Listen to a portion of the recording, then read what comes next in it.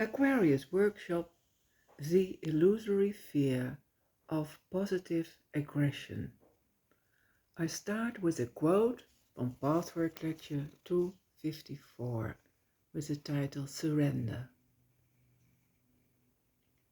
And the quote is as follows. You need active, positive aggression to never allow the dark forces within you to conquer you, to make you believe that it is all futile, to make you to give in to their whispering, hopelessness and false surrender into your inner ears. You must stand firm and realize the power embedded in your thought processes, in your inner will, in your ability to choose faith over fear, courage over cowardice. End of quote from Pathwork Lecture 254.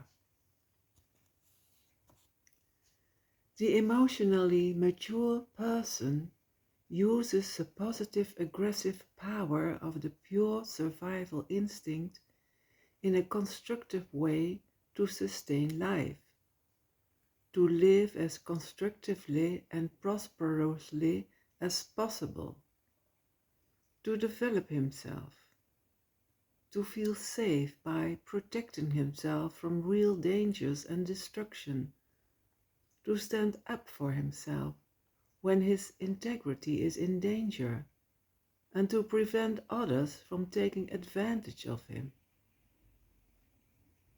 Positive aggression does not weaken man and does not create internal disharmony. Fear and obedience creates the impression that a truly spiritually evolved person never gets angry. To the extent there exists this illusory fear of positive aggression, to the same degree there must be fear of loving.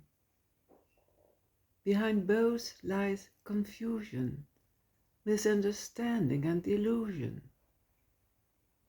Positive aggression makes a person stronger, but distorted, destructive aggression based on hostility, cruelty, insecurity, weakness and guilt makes a person weaker. Without positive aggression there would be no justice and no progress. Destructive forces would take charge. Letting that happen means weakness, not love. It means fear and not goodness. It amounts to appease and further abuse, but does not lead to constructive living. As long as we fear positive aggression, we are constantly vacillating between giving in or asserting ourselves at the wrong time. In this workshop we will explore, with a loving curiosity, the illusory fear of positive aggression based on 3 themes from the Pathwork Lectures. The first theme. Positive aggression is standing up for yourself. There exists an illusory fear of being positively aggressive and standing up for ourselves in a healthy way. This is a direct result of suppressing the embarrassing and threatening forcing current that says, "You must." It is quite possible to stand up for our rights without false guilt, to claim our own rights, to reach out to others and get what we want without being harsh and without hurting anyone.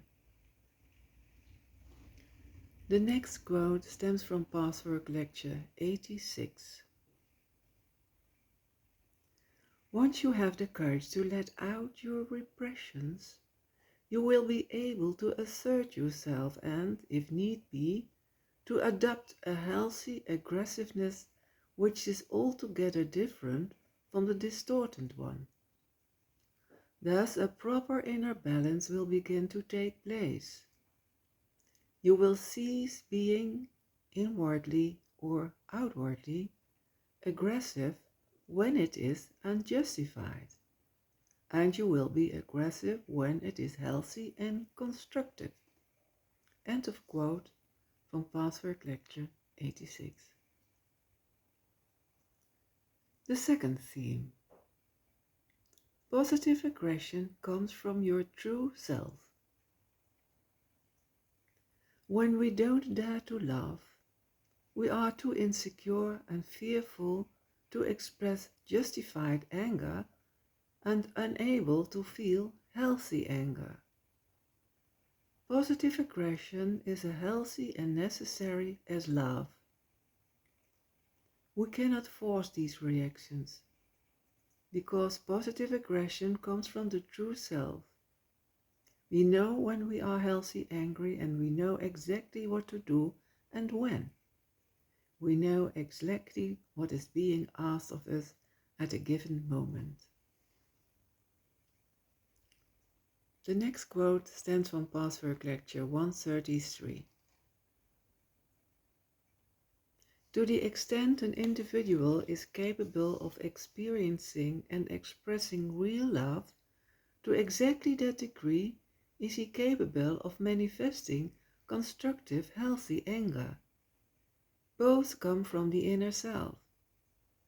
Any real feeling, whether love or anger, or all of the many other feelings in existence, are healthy, constructive, growth-furthering in self and others. They cannot be forced, commanded, or superimposed. They are spontaneous expressions, happening as an organic, natural result of self-confrontation. End of quote from Pathwork Lecture 133. The last and third theme. Positive aggression is according to God's will. When we surrender to God's will, we experience a new power, a spontaneous flow. We have the wisdom to choose when to engage in positive aggression and when to give in with dignity. It is like an almost instantaneous knowing from which the right act naturally follows. The positive, energetic, aggressive flow takes the place of the childish and destructive rebellion and saying no.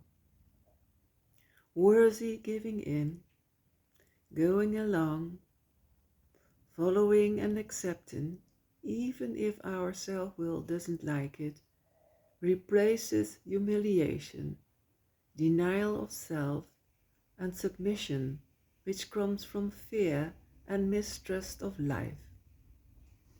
The last quote stems from Pathwork Lecture 245. Where you would formerly have submitted weakly, you may now follow and yield with your dignity in place. Or you may find that positive aggression is in place. Where you would formerly have blindly and destructively rebelled, you may now also stand up, but in a new spirit, out of different motives, with a clearer vision and knowledge. It will thus have an entirely different effect on others and yourself. The tenor of your aggression will be different, or you may come to see that this situation requires not fighting, but giving in, that it is fair, right, necessary, justified, and good for all concerned. End of quote from Pathwork Lecture 245.